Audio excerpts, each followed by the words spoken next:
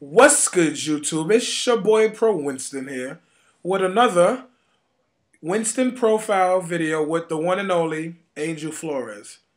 How's Hey, it Angel, going? how you doing, man? How's it going, Gerald? I'm fine. Man, I'm fine.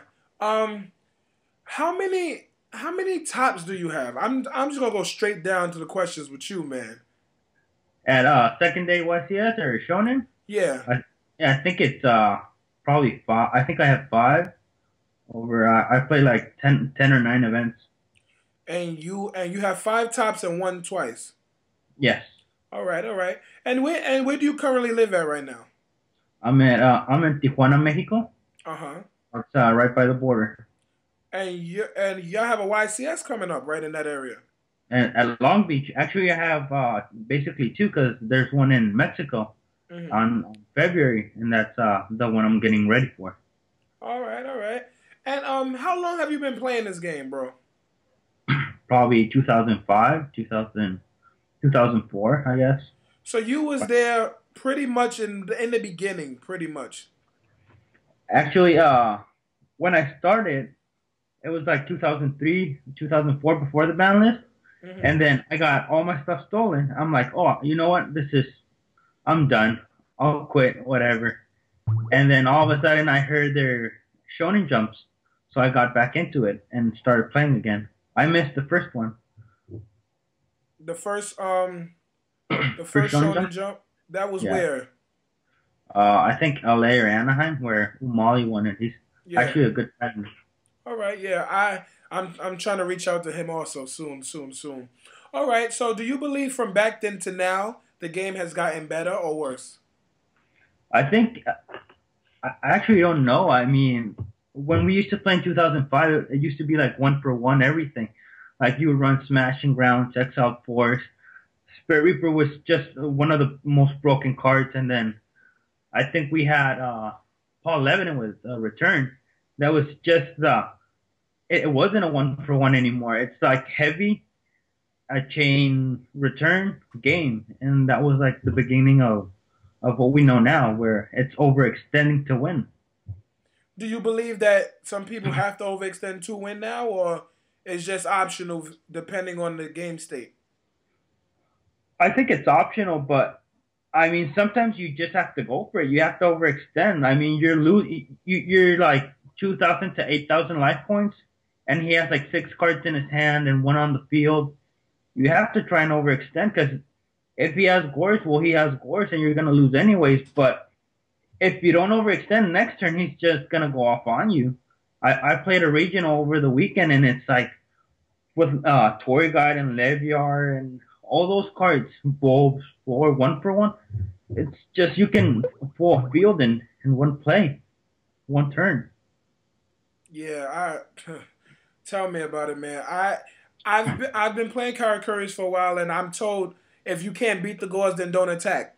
And there's sometimes where I say, nah, I just have to attack because if he has the Gauls, he has it.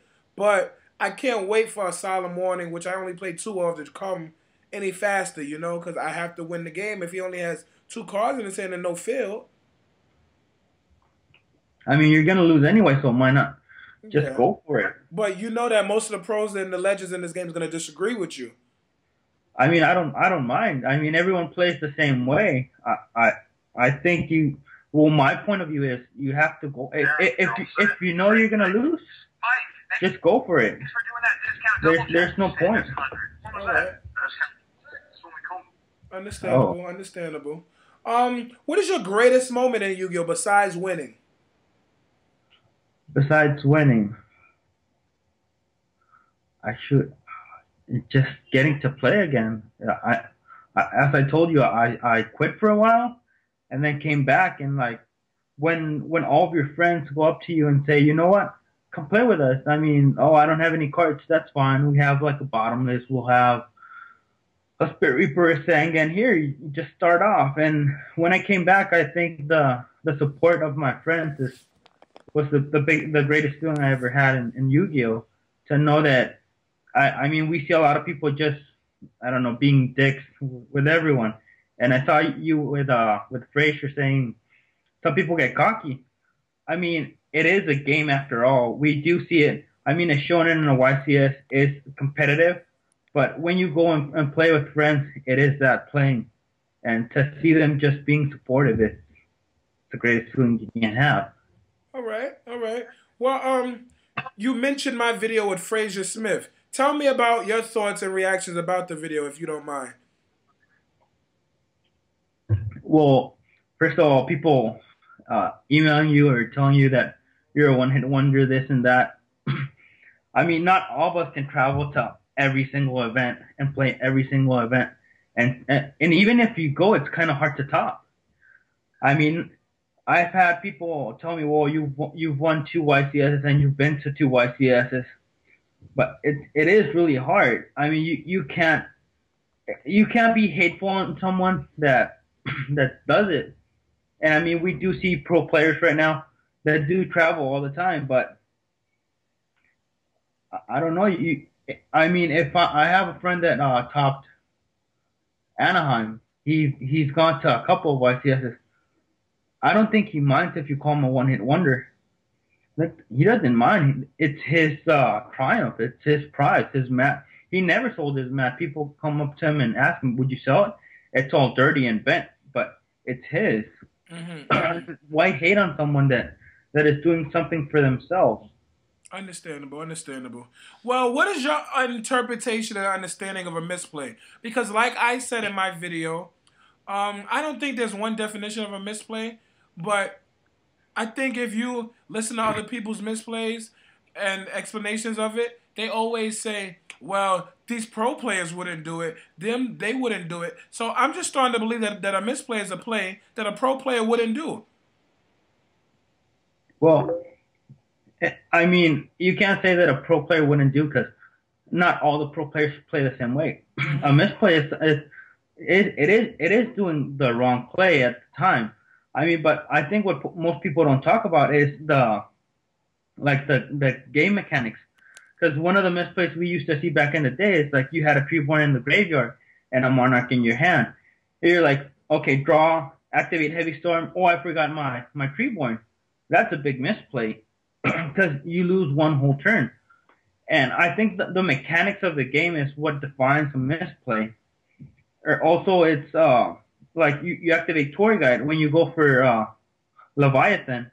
And if you go for Leviar, he might have a Thunder King on the field. That would have been the correct play.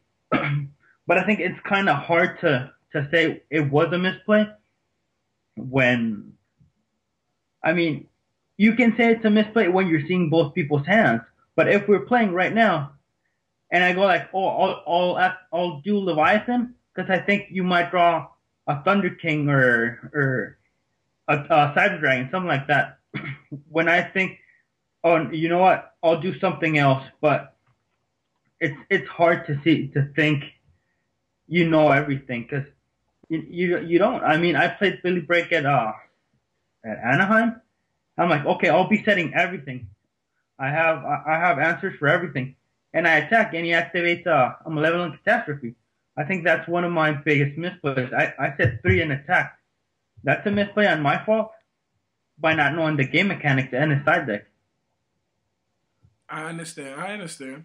Well, that's why I say that I don't think there's a set definition of a misplay because everyone plays different, and especially the people that says that these are misplays are people that's reading the match, and the match doesn't tell what's in both players' hands. So, leaving that note, who do you think the best player is currently, or one player you admire? Well, the best player right now, there's an old Mexican guy that was a film critic. They always ask him, what's the best movie right now? He said the movie that sells the most tickets.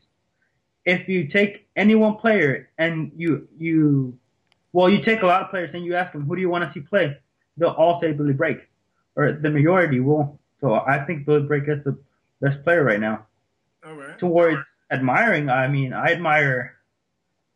used to admire a friend that doesn't play anymore, but he would make the most random deck and just make it work. He built Yadalak before Yadalak even existed. Then he built Tsukuyomi Lock.